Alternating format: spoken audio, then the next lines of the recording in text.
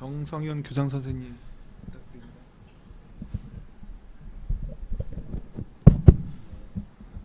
네, 다들 10분씩 하시는 것 같아서 저도 10분만 하겠습니다. 저는 이제 대전 지역청에 있는 교원도 아니고 대구 중앙중학교에서 왔습니다. 저는 교장이고요. 직전까지 저희 학교는 IB 월드스쿨입니다. 국제 바칼로레아 MIP 중학교 과정에 지금 월드스쿨이고 사립 최초로 인정을 받았습니다. 저희 학교를 이제 구체적인 색으로 이야기하면 그냥 교육 과정과 저희 학교가 이제 쓰는 그 플랫폼은 이제 구글입니다. 그래서 이제 구글 레퍼런스 스쿨로서 이제 두 가지 정체성을 가지고 있습니다. 즉 교육 과정과 기술이라는 것입니다.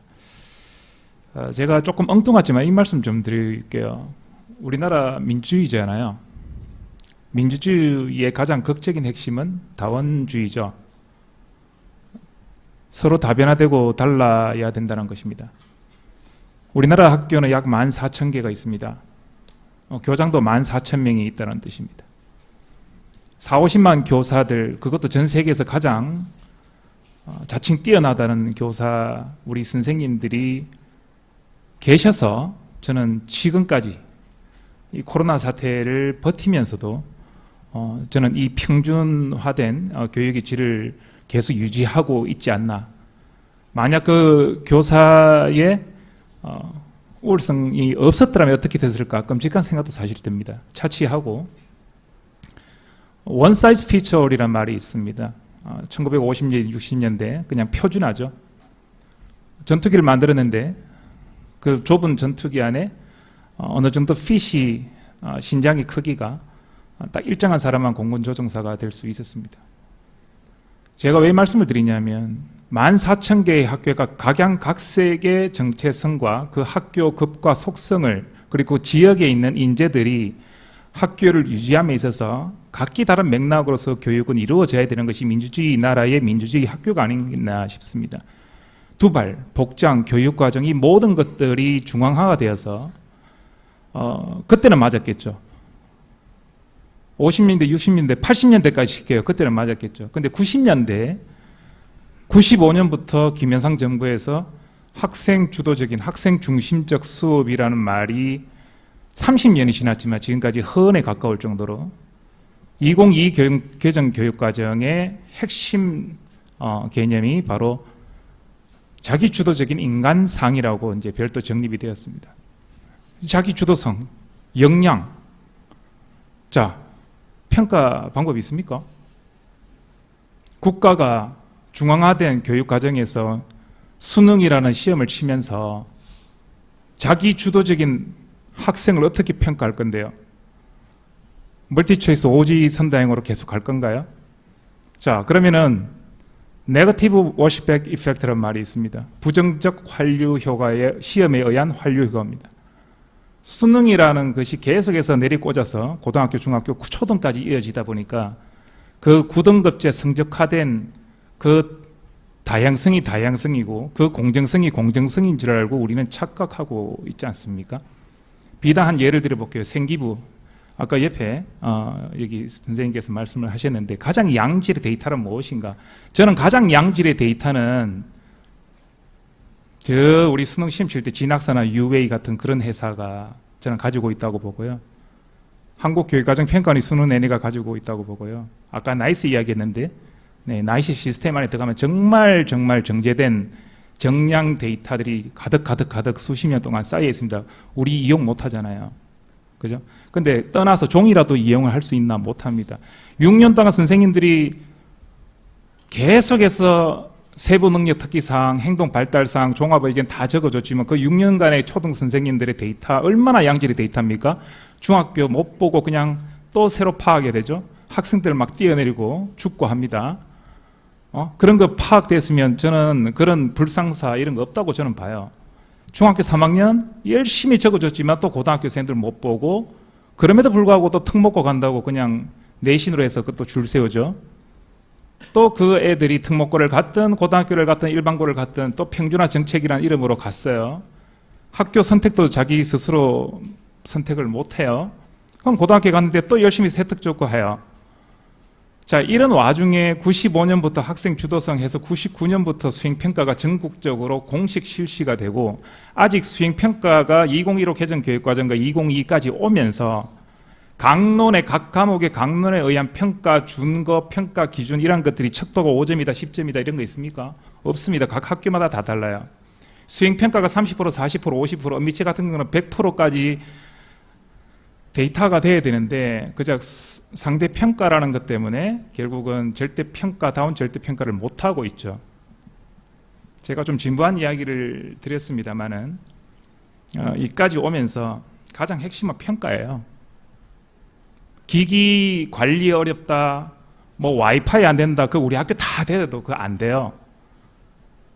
정보 교사 많아야 된다, 의미 없습니다. 요즘 세상에 AI 시대가 SI 시대가 아니거든요. SI는 시스템 인테그레이션이에요. 그냥 나이스 열심히 잘 구축하면 그런 회사가 아니고, 요즘이 IT 회사 아니거든요. AI 회사입니다.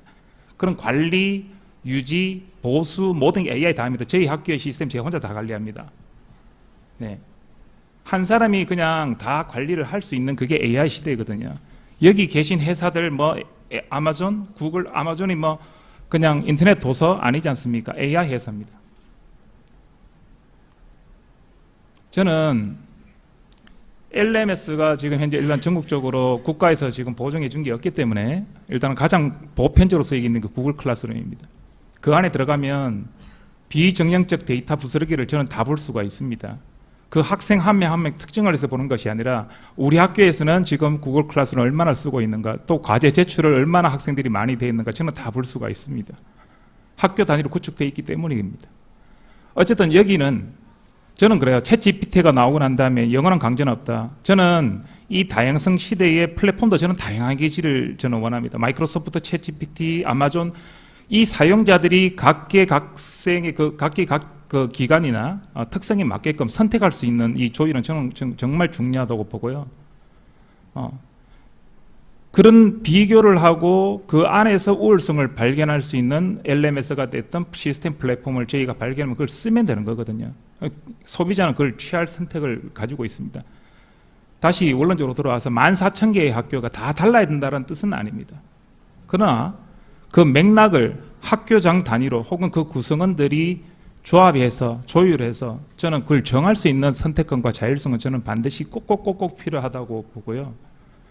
이러한 것들이 취사 선택이 되지 않고 그냥 강제로 일률화되어서, 자, 이거 있지 않습니까? A라는 학교는 분명히 A 학교다운 이야기가 되게 될 텐데 B라는 학교하고 비교를 합니다. 그러면은 지역도 다르고 학생도 다르고 다 다른데 저 학교 지리하는데 왜 우리 학교 이렇게 해요? 그러면 또 똑같아지는 거예요. 계속 똑같아집니다. 그러니까 할 수 있는 거는 나라가 그냥 시험으로 통해 가지고 그냥 1구등급 만들어 버린 것밖에 없지 않습니까? 저는 짧게는 5년, 길게는 10년 이내에 이 모든 것들은 그냥 다 무너진다고 봐요. 시대 자체가 지금 탈중앙화 시대로 가고 있습니다. 여러 개를 비교 조합해서 가장 오라 하나를 고르니까 그런 싱귤러리티, 단일성이나 특이성으로 저는 계속해서 저는 사이각이 좁혀진다고 보거든요. 학교도 그러하고 교사도 그러하고 학생도 그러합니다. 결국 우리는 2022 개정 교육과정이나 2015가 부르짖었던 자기 주도적인 인간상, 학생 주도성, 우리가 가장 중심에 모으는 것은 평가해야 되고, 그 평가는 누구를 위해서 하는가? 집단을 위해서가 아니라 그 학생 한 사람 한 사람에 대해서 개별성과 특장점을 이해하고 피드백해주고 신장과 성장과 발달을 돕는 형성평가가 제대로 저는 정착이 되어야 된다고 봅니다. 수행평가는 지금 현재 우리 학교에서 보통 진도 나가기 바빠서 그것도 이제 많이 분분하지만 형성평가를 통해서 실수해 괜찮아. 이거는 너의 발달을 위한 것이야. 계속해서 그걸 LMS에 담든 아니면 뭐 종이에 적든 그 템플릿을 떠나서 학생한테 집중하고 피드백해주고 관찰해주고 이런 것이 저는 중요하다고 봅니다. 여러분, 저 평가 얘기 나서 한마디 말씀을 드릴게요. 세특은 결과에 대한 기록인데 중요한 건 1년간 꼭꼭 닫고 있다가 학생한테 학년 지나면 가르쳐 주지 않습니까? 원래 세특은 누가 피드백이죠. 피드백은 그때그때 행동의 발달과 수정을 위해서 이루어져야 되는 것인데 그게 안 된다는 뜻이 아니라 선생님들이 정말 양질로 적어주는 그 세특은 결국 1년 뒤에 공개를 하는 이런 어처구니 없는, 그걸 가지고 입학사정관이 판단을 해야 되는데 비정형적인 데이터가 다 사라져 있어요. 자동봉진, 추천서, 자소서 다 사라진 상태에서 그것만 딱 보는데 그건 또 미사여구만 적어라 그러지 않습니까? 그럼 누가 입학사정관이 그걸 보고 판단을 합니까? 결국은 다른 보정 장치가 필요하니까 수능 최저 나오죠. 그러니까 지금 이런 식의 헛바퀴들이 계속 돌아가는데, 지금 오늘 제목이 교육 데이터잖아요. 데이터는 비정형, 정형 다 합쳐야 되는데 정형 데이터 찾으려고 그러면 나이스 찾으면 되고요. 그 법제적으로 풀면 돼요. 간단합니다. 앞으로 이 비정형 데이터가 저는 그 관건이라고 보는데, 이게 되려 그러면 수행평가가 수행평가다운, 즉 학생 성장과 발달을 돕는 형성평가가 저는 학교에서 주로 이루어지는 그런 사회적 법령과 시스템이 저는 먼저 개선이 돼야 되고요. 다시 한번 말씀드리지만 AI는 정보, 우리가 흔히 말하는 코딩 이런 거하고 조금 거리가 있습니다. AI는 이제 누구나 입어야 될 청바지라고요. 누구나 입어야 될 티셔츠고요. 탈과목적이고 탈중앙하고 그 학생 한 사람 한 사람에게 저는 기초가 모아져야 된다고 저는 생각하고, 앞으로 단위 학교는 그러한 중심적 맥락을 가지고 저는 계속해서 나아가야 된다고 생각합니다. 이상입니다.